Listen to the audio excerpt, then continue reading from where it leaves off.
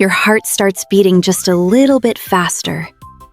The room is completely silent, and 10 pairs of eyes are looking directly at you. You open your mouth to finish your sentence, but suddenly, nothing comes out. The word is gone. It was right there in your mind a single second ago, but now your brain feels like a completely empty, freezing white room. You stand there, feeling your cheeks getting uncomfortably hot, desperately searching for that one specific English word. You start saying, looking down at the table, and you can literally feel your professional image crumbling to pieces in front of your director and your colleagues.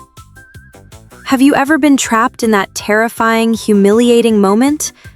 Have you ever felt the crushing weight of forgetting a simple vocabulary word mid-sentence, making you look completely unprepared, even though you know your job and your industry perfectly? If your chest feels tight just thinking about this exact scenario, please take a deep, comforting breath right now. Let your shoulders drop. Relax your jaw. You have entered a safe, healing space today. What you experienced in that meeting was not a lack of intelligence. It was absolutely not a failure of your English skills or your professional capability. Today, we are going to explore exactly why your brain freezes in these high-pressure moments. And more importantly, I am going to give you the elegant psychological tools to handle these exact situations with absolute professional grace. By the end of our time together, forgetting a word will no longer be your biggest fear. It will become your secret weapon to build deeper human connections. To truly heal this anxiety, we must first look at the fascinating science of what is happening inside your beautiful bilingual brain. When you are speaking in a second language and you suddenly cannot find a word, a very specific biological reaction happens. In psychology and linguistics, this is known as the tip of the tongue phenomenon, or Lethologica. It is the highly frustrating feeling that the word is right there, floating just millimeters out of your reach, but you simply cannot speak it out loud. When this happens, especially in a corporate environment, you feel a sudden wave of panic. And that panic triggers something in your brain called an amygdala hijack. Your amygdala is the ancient emotional center of your brain, responsible for the fight or flight survival response. When it perceives the social danger of looking foolish or incompetent in front of your colleagues, it literally hijacks your entire nervous system. It floods your body with stress hormones like cortisol and physically blocks your access to the prefrontal cortex, which is the logical, advanced, language processing part of your brain. Think about that for a moment. You cannot remember the word because your brain literally thinks you are being chased by a dangerous predator in the wild. The harder you try to force the word out, the more stressed your body becomes, and the stronger the mental block grows. It is a vicious, painful cycle.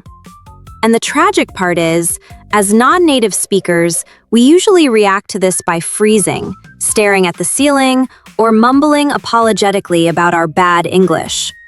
This reaction only makes the silence feel heavier, more awkward, and more painful for everyone in the room. But what if I told you that highly educated native English speakers forget words all the time? They really do. The difference is not in their memory capacity. The difference is entirely in their reaction. They do not panic. They simply pivot. And today, you are going to learn how to pivot with absolute elegance and sophisticated charm. We are going to permanently replace your freezing fear with 3 beautiful communication techniques. The first technique is called the honest pivot.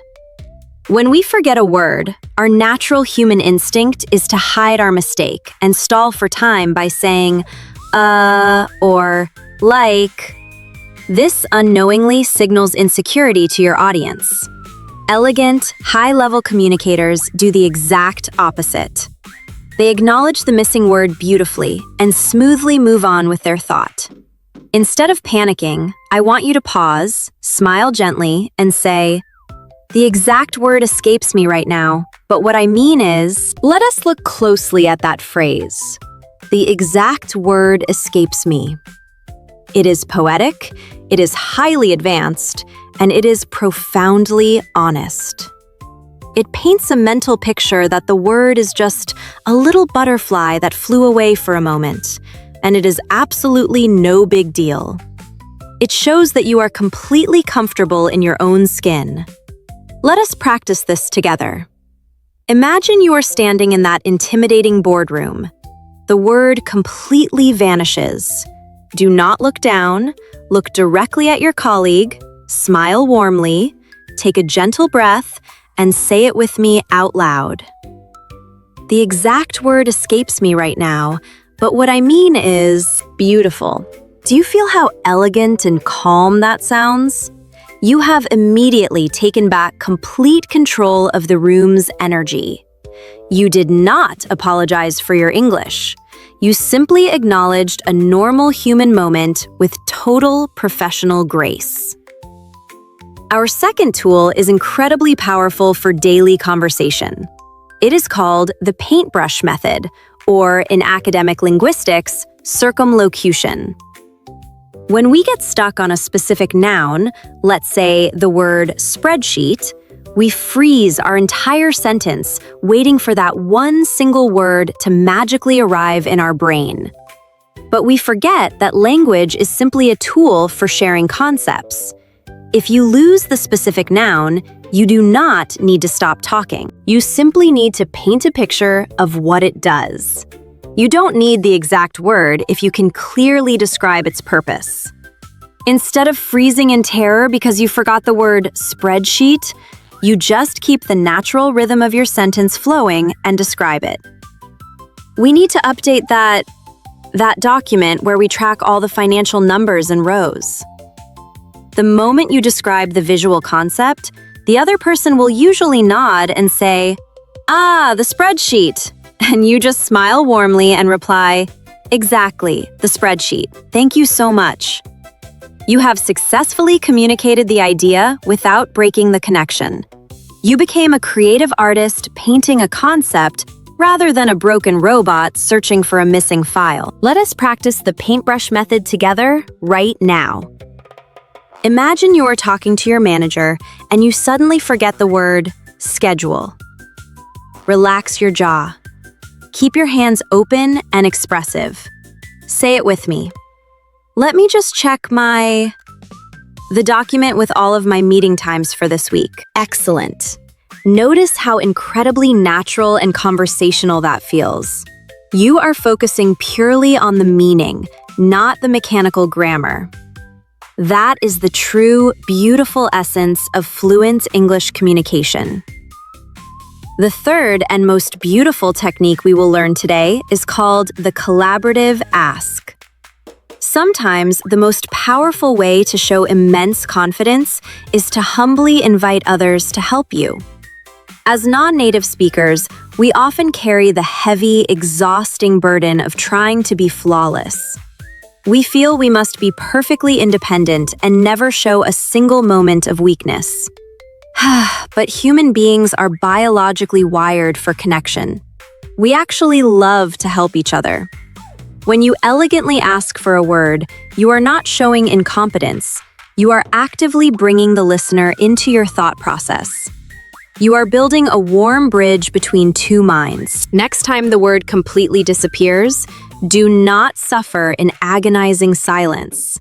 Lean in slightly, make warm eye contact, and softly ask the room, "Help me out here. What is the English term for..." Or, "I am looking for the right word. It is similar to..." When you do this with a warm, genuine smile, the energy in the room instantly shifts. It goes from a tense, judgmental presentation to a friendly, collaborative conversation. Your colleagues will eagerly jump in to offer words, and suddenly, you are all working together as a single team. Let us try this beautiful, vulnerable technique. Sit up straight. Open your posture. Bring a genuine, warm smile to your face. Say it softly with me. Help me out here. What is the right term for... Do you feel the immense relief in those words? You just took the heavy, crushing weight of perfectionism off your tired shoulders and handed it back to the universe. You allowed yourself to simply be human. My dear friend, as we come to the close of our session today, I want to remind you of something very important. The journey of speaking a second language in a professional environment is one of the bravest things a human being can do. Every single day, you are operating in a linguistic world that is not your own, processing complex emotions, cultural nuances, and professional data in real time. Your brain is a magnificent, hardworking supercomputer. It is completely natural and completely okay for it to occasionally drop a word. The next time you find yourself standing in that silent room and your mind goes completely blank, I want you to remember our time together today. Do not let the amygdala hijack your hard-earned confidence. Do not build a wall of shame or apologize for who you are. Remember that you are safe. Take a slow, deep breath, smile warmly at the people in front of you, and elegantly use your honest pivot. Paint a beautiful picture with your words, or kindly ask for their help. Your intelligence, your massive professional value, and your beautiful soul are never, ever defined by one missing vocabulary word. Your true power lies entirely in how gracefully you handle the imperfection. I am so incredibly proud of the hard work you are doing. Which of these 3 techniques feels the most comfortable for your unique personality? Let me know in the comments below, because I truly want to know how you are healing on this journey. Be gentle with yourself this week. You are doing brilliantly. I will see you next time.